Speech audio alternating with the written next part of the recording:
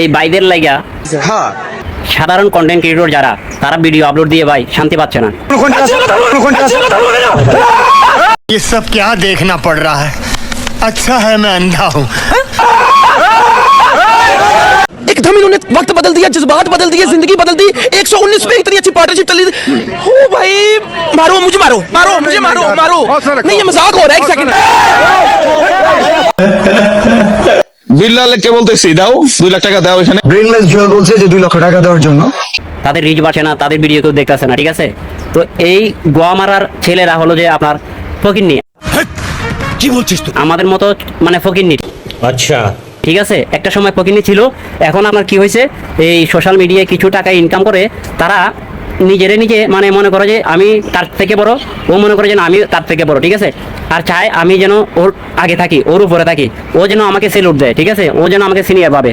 তো আমি একটা পর্যায়ে এমনভাবে যেতে চাই যে মানে কি সবার মাথা কিনে নিব, মানে সবার মাথা যেন আমার নিচে থাকে, ঠিক আছে।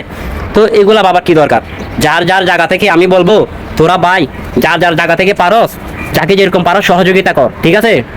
তুই তোর মতো এগিয়ে যা, ঠিক আছে, তোর মতো তুই এগিয়ে যা, ও ওর মতো এগিয়ে যাক, ওকে আমার দেখিয়ে দেওয়ার দরকারটা কি।